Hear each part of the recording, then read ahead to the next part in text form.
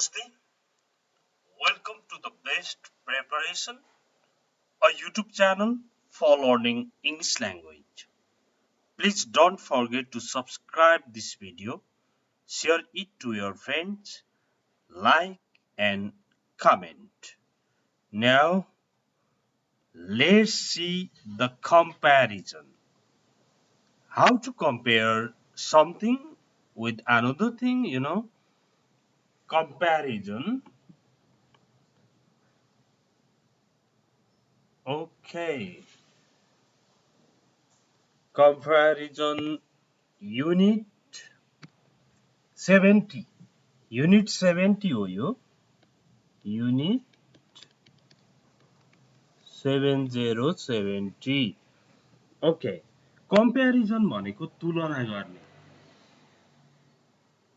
अब यो तुलना गर्ने भनेर हामीले पहिलादेखि पनि पढेको हो र विशेष गरी यहाँ दुईटा कुरामा तुलना गरिएको छ. दुईटा वस्तु बीचमा तुलना गर्दा ER वाला भनेको higher, better, faster, cleaner, nearer भने जस्तै, अनि अर्को मोर प्लस एडीजे भनेको मोर एक्सपेन्सिभ, मोर डिफिकल्ट, कि त मोर प्लस एडीजे आउँछ कि त ER वाला आउँछ. राम हरि भन्दा अग्लो छ भन्दा Ram is taller than Hari भनिन्छ.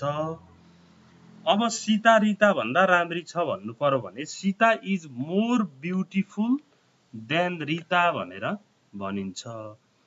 यो चाहिँ सामान्य कुरा भयो. यो चाहिँ अलिक आजको भिडियो चाहिँ अलि एडभान्स. जस्तो ऊ देखिए जस्तो फटा छैन है भन्नुपर्छ कहिलेकाहीँ.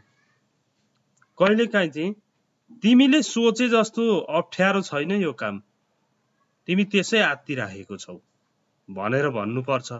यस्तो ठुलो ठुलो बीचको कम्प्यारिजन, दुईटा बीचकै कम्प्यारिजन हो. आजको लेसनमा ER र मोर प्लस एडीजे वाला नै आउँछन्. तर अर्को कुरा पनि एउटा कम्प्यारिजन गर्ने दुईटा कुरा छ. यो एउटा तरिका, अर्को चाहिँ एज डट एज वालाको कुरा गरेर यसरी कम्पेयर गरिन्छ. ओके. अब कम्प्यारिजनमा एकपल्ट सर हेरिहालौँ है. आज वेदर पनि खराब छ, हावाहुरी एकदम बढी चलिराखेको छ, डाङडङ डुङडुङ भइराखेको छ. ओके, यहाँ हेर्नुहोस् है. Ram earns 4000 rupees a week. Ram हप्तामा 4000 कमाउँछ. But he spends 5000 rupees a week. तर रामले हप्तामा 5000 खर्च गर्छ. भनेपछि हामीले दुई तरिकाले यही कुरालाई दुई तरिकाले भन्न सकिन्छ. एउटा तरिका भनेको राम जति कमाउँछ त्यो भन्दा कमाउनु भन्दा बढी खर्च गर्छ भन्ने एउटा तरिका. अर्को चाहिँ रामले जति खर्च गर्छ त्यति कमाउँदैन भन्नु र रामले खर्च गर्नु भन्दा बढी कमाउनु भन्दा बढी खर्च गर्छ भन्नु एउटै हो. यो सेन्टेन्सलाई हेरेर दुईटा सेन्टेन्स बनाउन सकिन्छ. राम स्पेन्ड्स भनेको खर्च गर्छ. Ram spends more than he earns. Ram जति कमाउँछ नि त्यो भन्दा बढी खर्च गर्छ. Ram doesn't earn as much as he spends. उसले जति खर्च गर्छ त्यति ऊ कमाउँदैन, त्यति धेरै ऊ कमाउँदैन. Ram spends more than he earns.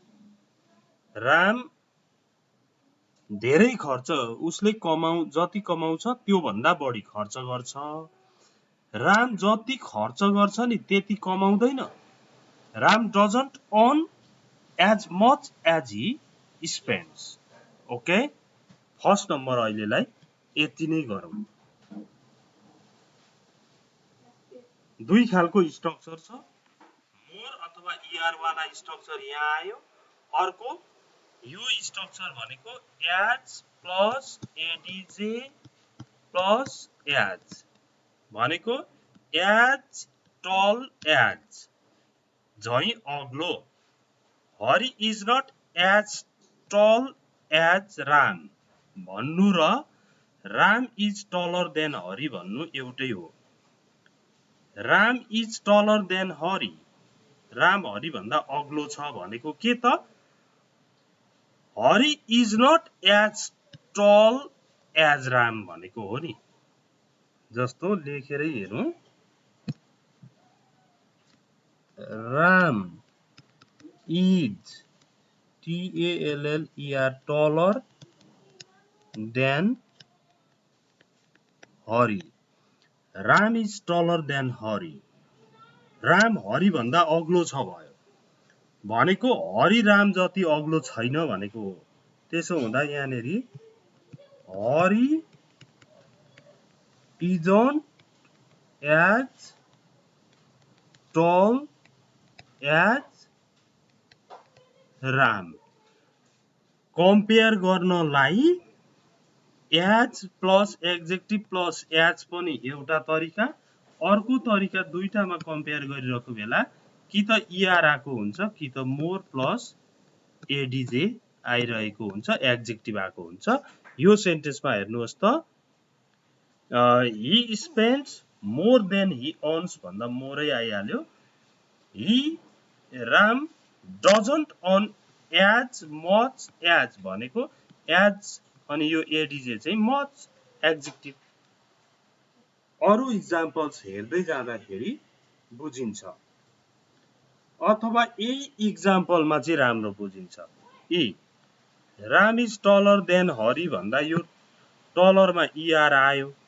अर्को Hari is not as tall as Ram भन्दाखेरि एज टल भनेको एड्जेक्टिभ अनि एज। नम्बर 2 मा हेरौँ है। अब नम्बर 2 हेरौँ, Rita plays the piano quite well. रिताले पियानो मजाले बजाउँछिन्, राम्ररी बजाउँछिन्।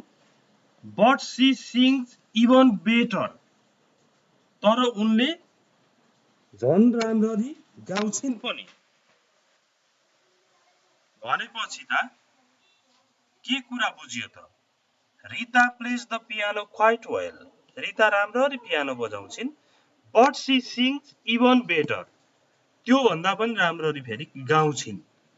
भनेपछि दुईटा कुरा भयो, एउटा पियानो बजाउनु भन्दा राम्ररी गाउँछिन् भन्ने कुरा, अर्को चाहिँ गाए जसरी गाउँछिन्, अथवा अर्को कुरा चाहिँ रिताले गाए जति राम्ररी पियानो बजाउँदिनन्। हेर्नु है, Rita sings better, Rita sings better than she plays the piano. Rita doesn't play the piano as well as she sings. जति राम्ररी गाउँछिन् नि त्यति राम्ररी पियानो बजाउँदिन। Rita doesn't play the piano as well as she sings र Rita sings better than she plays the piano, यो दुईटाको अर्थ एउटै लाग्छ। यो कुरा बुझ्नुपर्छ, अझ हेर्दै जानु होला। ओके, नेक्स्ट नम्बर 3 मा Hari does PT every day. हेर्नुहोस् है, फिजिकल ट्रेनिङ, PT भनेको फिजिकल ट्रेनिङ, शारीरिक कसरत। Hari does PT every morning, Hari प्रत्येक बिहान फिजिकल एक्सर्साइज गर्छ, फिजिकल ट्रेनिङ गर्छ। And he plays football twice a week, अनि ऊ हप्तामा 2 पल्ट फुटबल खेल्छ। भनेपछि के बुझ्यो यसबाट भन्दा Hari does PT more often, धेरैचोटि, बढीचोटि। Hari does PT more often than he plays football. Hari football खेल्नु भन्दा धेरैचोटि चाहिँ के गर्छ त, फिजिकल ट्रेनिङ गर्छ, धेरैपल्ट। Hari doesn't play football as often as he does PT. हरिले जति पिटी गर्छ, फिजिकल ट्रेनिङ गर्छ नि, त्यति धेरैपल्ट चाहिँ फुटबल खेल्दैन, किनभने उसले फुटबल जम्मा हप्तामा 2 चोटि खेल्छ। ट्वाइस अ विक भनेपछि हप्तामा 2 चोटि भयो। Okay, now let's see number 4। अरू वस्तु बीचको इक्जाम्पल पनि हुन्छ, जस्तो English isn't as complicated as Chinese. यो अर्कै खालको इक्जाम्पल हो। English isn't as complicated as Chinese. Complicated भनेको डिफिकल्ट। इंग्लिश चाइनिज जस्तो, चाइनिज झैं गाह्रो छैन। English isn't as complicated as Chinese भनेको English is easier than Chinese। English Chinese भन्दा सजिलो छ। Chinese is more complicated than English। Chinese English भन्दा गाह्रो छ, धेरै गाह्रो छ, भन्दा धेरै गाह्रो छ। Chinese is more complicated than English भन्नु र English is easier than Chinese भन्नु एउटै मिनिङ लाग्छ। अभ्यास गर्नुपर्छ अनि बुझिन्छ यो। अब यहाँ हेर्नु त, French food is more difficult to cook than Indian food। French food पकाउन Indian food भन्दा धेरै गाह्रो छ। French food is more difficult to cook than Indian food। Indian food isn't as difficult to cook as French food। As difficult to cook as French food। यहाँ adjective involving verb छ। यहाँनेरि adjective छ difficult to cook भनेपछि adjective INVOLVING involving verb। verb पनि involve भएका एड्जेक्टिभ्सहरुको आज हामीले अभ्यास गरेको हो अहिलेसम्म है। यहाँबाट माथि पनि हेर्दै जानुहोस्, यिनीहरुमा पनि verb इन्भल्भ भएको छन्।